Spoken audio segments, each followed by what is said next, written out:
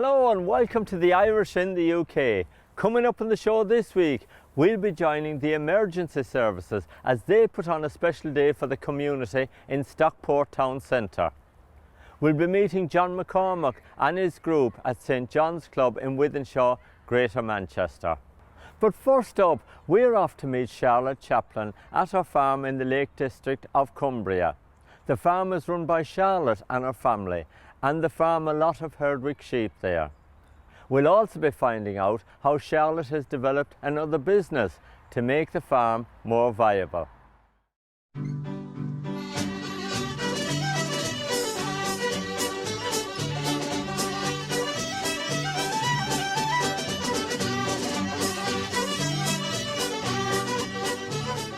We run just under 500 head of sheep here.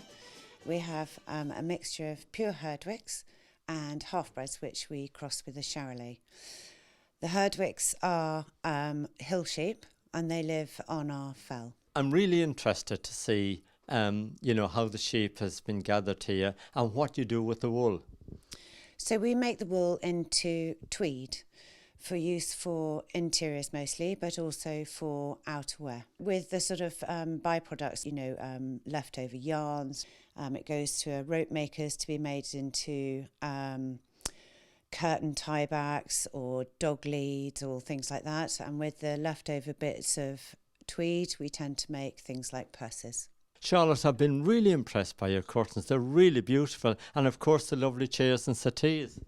Thank you very much. It's a very versatile fabric, so it can be used for upholstery. It's been Martindale tested to severe contact, so it has a very good abrasion testing, and it's soft enough to give it a really good drape, which makes it fantastic for curtaining. And of course, you can use it as well for clothing. It's best really for outerwear, as it does tend to be a little itchy next to the skin, but it's fine as long as everything's lined. Now, you're wearing one of the pants today, of course, that's made from this material. So is that not itchy? No, because they're lined and it's fine. The fabric does have a wonderful drape.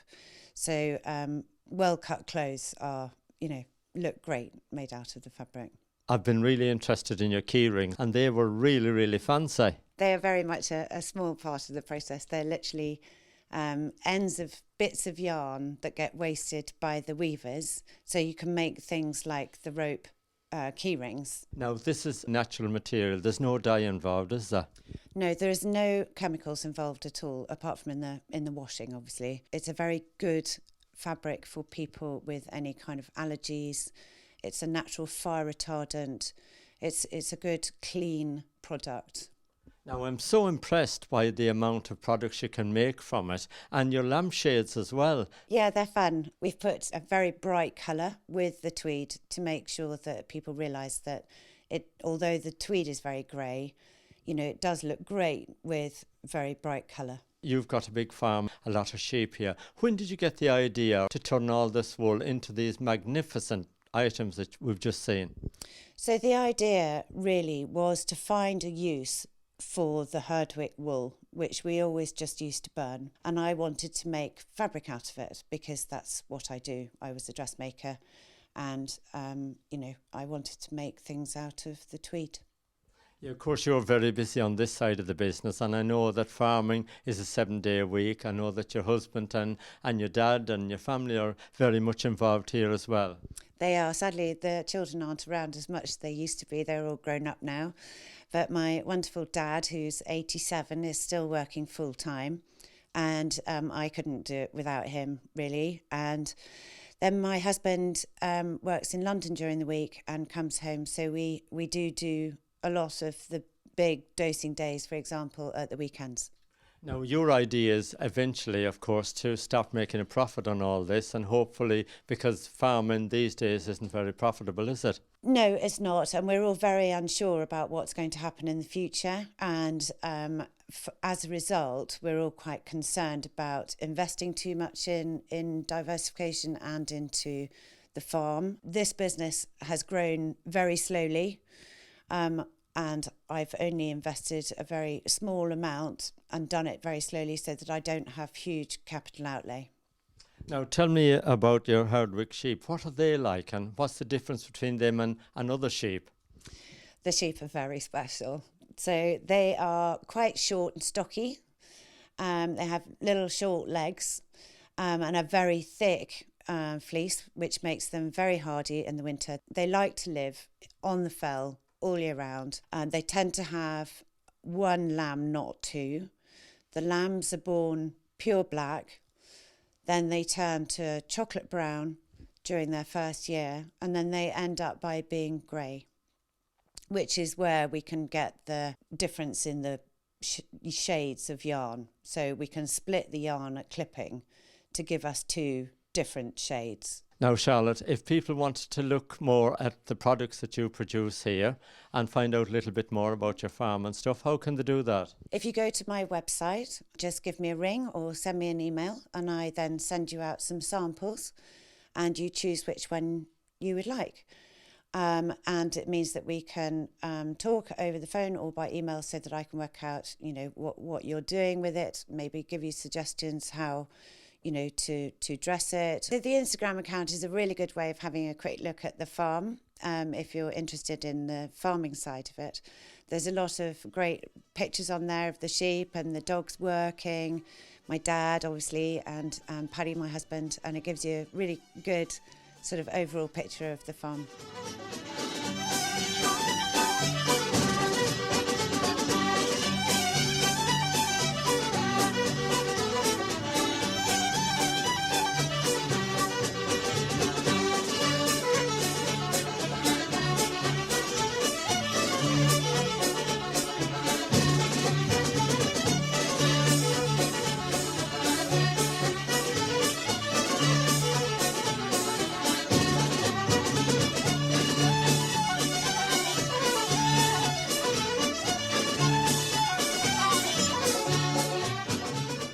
Jimmy, Charlotte's got quite a farm here. Yes, she has indeed.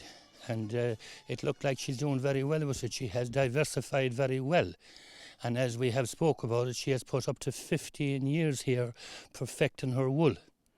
And you have seen the end result of it yourself at her studio, And I mean, these are the herdwick sheeps. And as you can see, she has the different colours of sheep, even though they're all herdwick.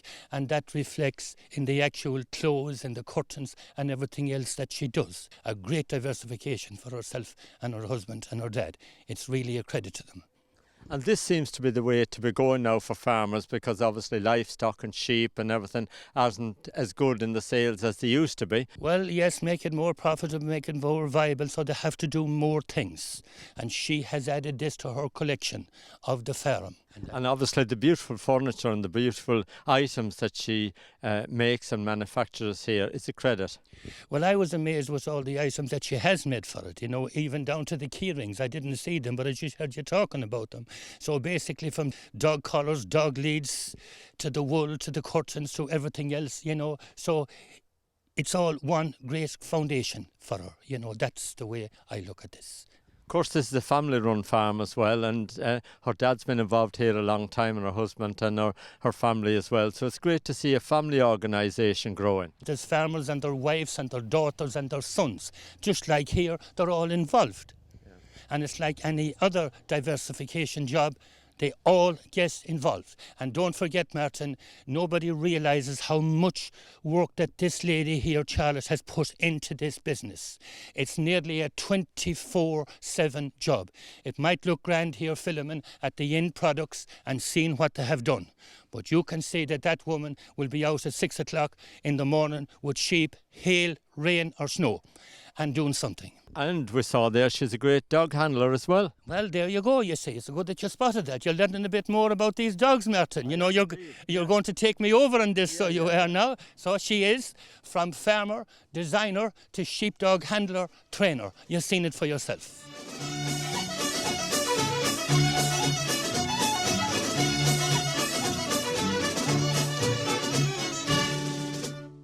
We wish Charlotte the very best of luck with her new business venture. Now we're going to have a song from Robert Mizzell, Call the Farmer.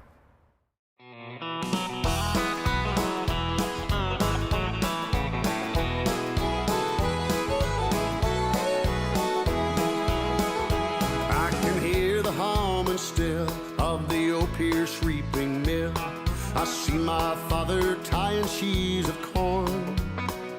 In September in the garden field, they kept me home from school. They needed me to work down on the farm.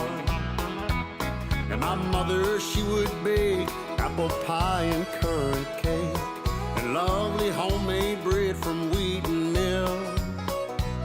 And nothing tasted better than the 12 of us together, drinking tea out of a bottle in the field.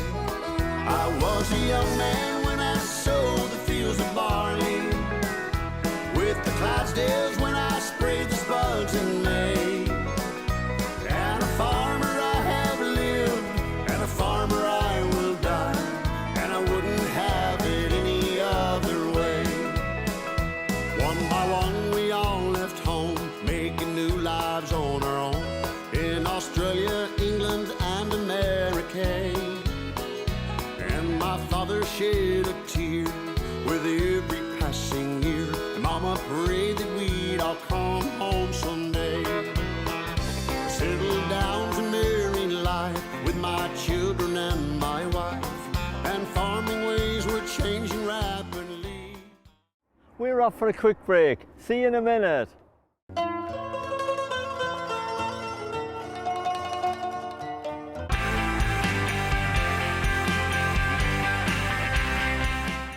Welcome back to the show. Now, the emergency services put on a very special day for the community at Stockport Town Centre to encourage personal safety and respect to others, and to help reduce antisocial behaviour.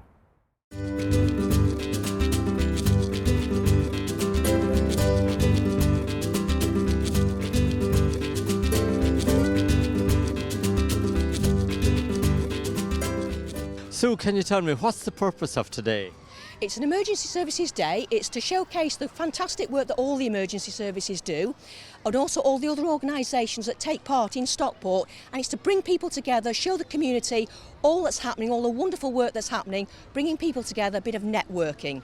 It's great to see so many young people here. We're so proud of our young people, and there's so many wonderful young organisations out there that are doing some fantastic work with young people. We want to showcase the positives and all the good work that our cadets do to bring people together and to help and volunteer in our community.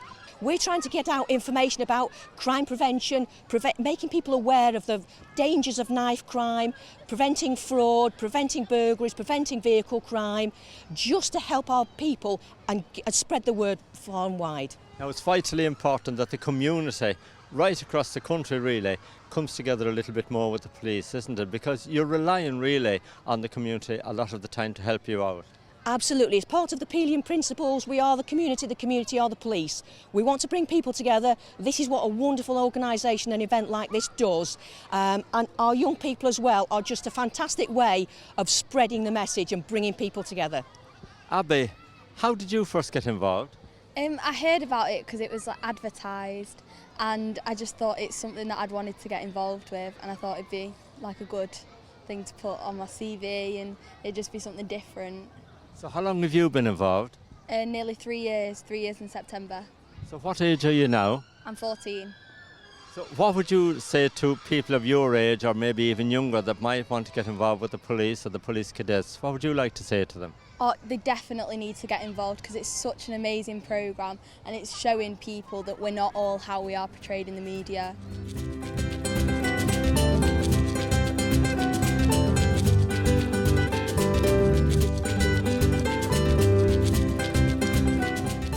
Stephen, it's great to see so many children here today being taught first aid and CPR. It's great to interact with the public in the community engagement, supporting our colleagues from Greater Manchester Police at the 999 Emergency Service Day in Stockport. We're here to teach them the vital skills which we put under the simple message, simple skills saves lives. The simple act of teaching CPR from an early age helps to save lives in future generations. We're one of the only countries that haven't taught first aid, CPR from an early age inside our school classes. We've campaigned from that from North West Ambulance Service and from many of our other partners, and that is now changing. That CPR will be introduced into schools. What age can young children learn CPR and first aid? They can get involved from any age, wise they're learning the simple skills of how to do CPR, even if they can't do it effectively, knowing what to do in a life-threatening situation of unconscious casualty, calling the emergency service so that assistance can come as soon as possible. There's many places that do first aid. We do it in the community with Heart Start in association with the British Heart Foundation. You have St John Ambulance and many other partners that teach these vital skills. All the emergency services are here today. It's great to see so many people from Stockport out supporting you. It's great to show the face of the emergency services and what we do, not just the interaction of what we see in the daily of going past us like that, but actually interacting with the community, having them talking to us, telling us what their problems are, asking questions and understanding what happens in an ambulance sidewise there when we take someone in, understanding what we do so it helps them deal with the situation.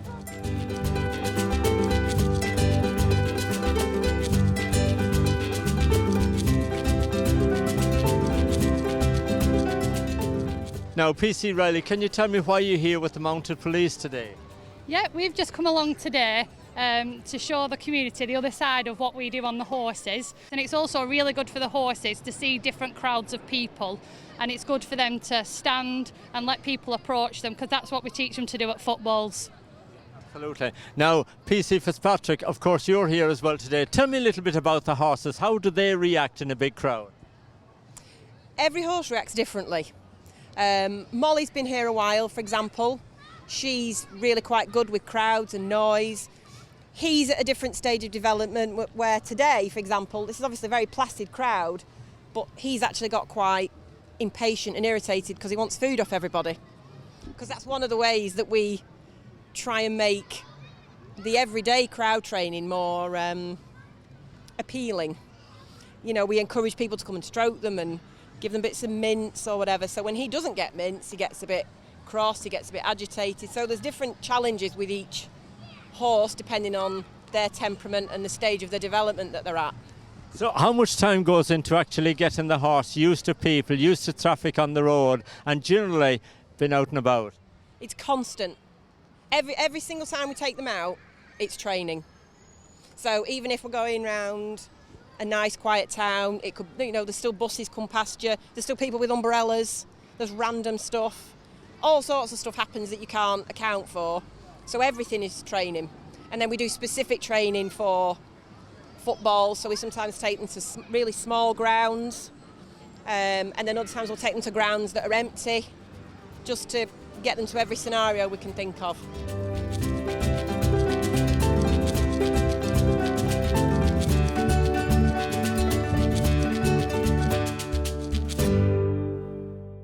It was a great experience for everyone finding out how the emergency services works.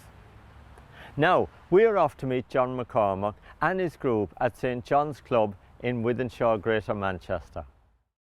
Camera, speed, action! Oh, this is going to be amazing. I just love the Benchuk Community Centre. It's wonderful. It's amazing. Cut! I've had enough of this, Archie. Just pay attention. Just do what you're told, okay? Right, I'm going for a cup of tea. We're called the Community Media Crew. We've been established here for 4 years, and we're a group that works with people with Downs, autism, cerebral palsy and other mixed abilities. We avoid the term learning disabilities now, which people are known for in social services. We're trying to change that. And what we do is all things media. Traditionally, people with a learning disability or mixed ability, they're excluded, or they might attend a day centre, do snakes and ladders, play drafts and karaoke. Nothing wrong with that, but we don't think it's challenging enough. So what we do is nurture people to act for the camera. So as a byproduct, we've made 2 feature films.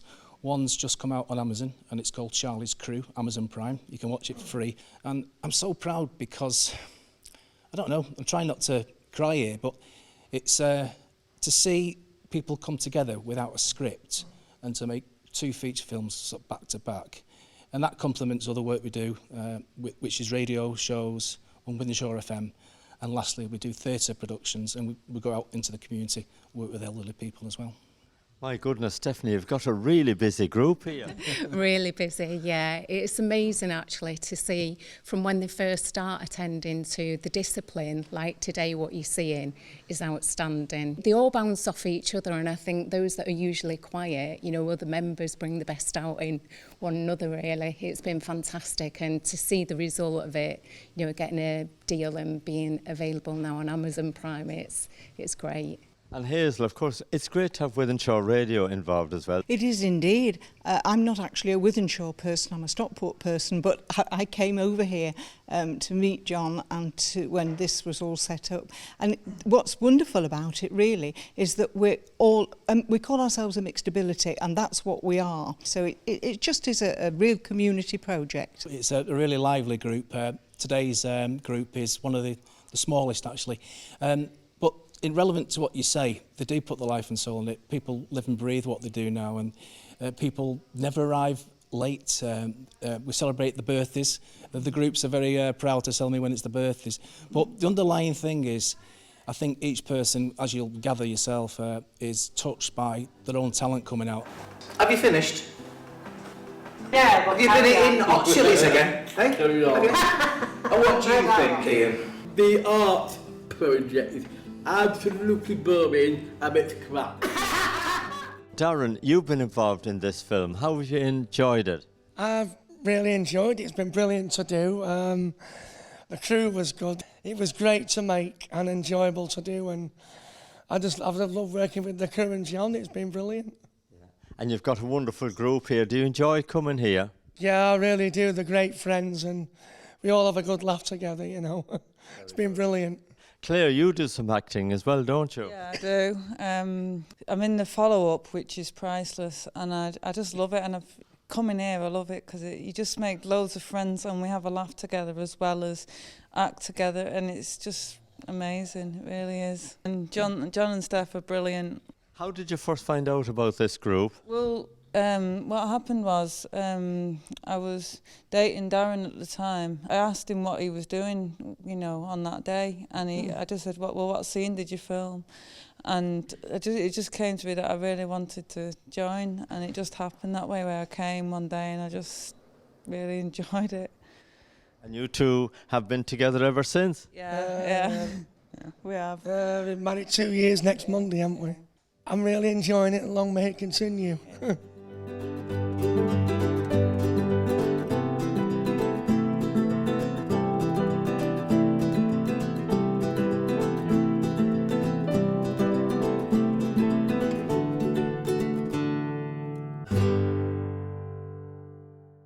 Well done to John and all his group. He does a wonderful job there. Now, if you've enjoyed this week's show, don't forget, tune in next week. We're here at 7:30 with the Irish in the UK, and before us, Henry McGlade is coming up at 7 o'clock with his show. Until then, thank you for watching.